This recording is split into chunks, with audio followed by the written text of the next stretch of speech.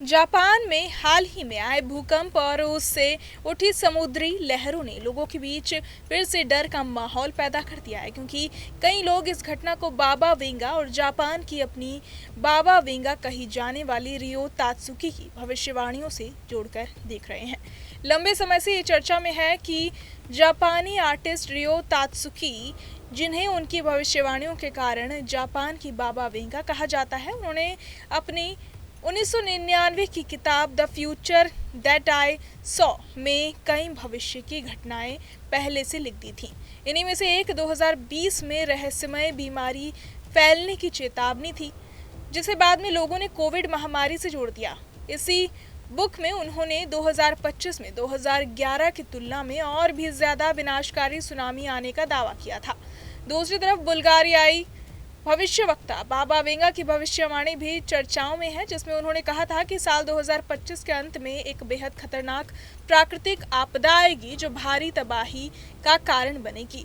अब जापान के north east क्षेत्र में आए 7.6 तीव्रता वाले शक्तिशाली भूकंप और उसके बाद उठी करीब 50 सेंटीमीटर ऊंची सुनामी जैसी लहरों ने इन दोनों भविष्यवाणियों को फिर से सुर्खियों में ला दिया है। जापान मौसम विज्ञान एजेंसी के अनुसार भूकंप के झटके इतने तीव्र थे कि कई लोगों को 1995 के कोबे भूकंप और 2011 की विनाशकारी सुनामी की याद ताजा हो गई। लोगों ने तुरंत इन घटनाओं को बाबा वेंगा की कथित भविष्यवाणी से जोड़ना शुरू कर दिया, जिससे सोशल मीडिया पर कई तरह की प्रतिक्रियाएं आने लगी। पहले भी देखा गया है कि जैसे ही बाबा वेंगा से जुड़ी कोई 2025 की भविष्यवाणी वायरल होती है, लोग उसे गंभीरता से लेने लगते हैं।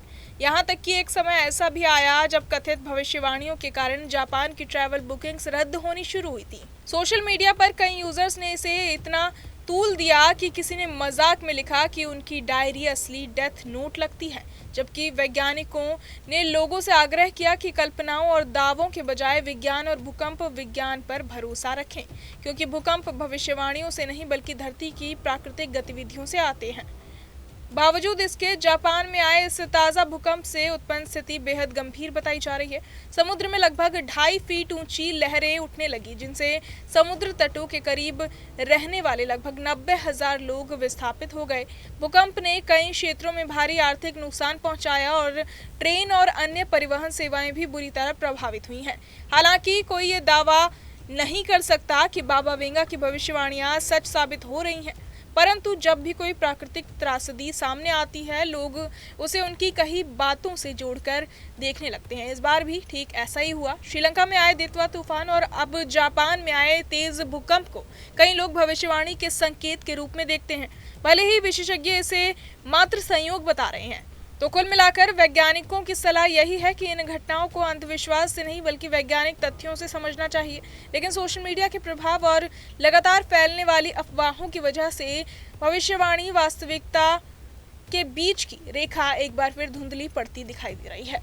बहरहाल इस पूरी खबर को सुनकर आप क्या कुछ सोचते हैं, हमें कमेंट बॉक्स में जरूर बताएं और बाकी तमाम खबरों के लिए सब्सक्राइब करें न्यूज नेशन। आपके मोबाइल पर तुरंत आएगी ब्रेकिंग न्यूज। स्क्रीन पर सबसे पहले दिखेगी बड़ी खबर।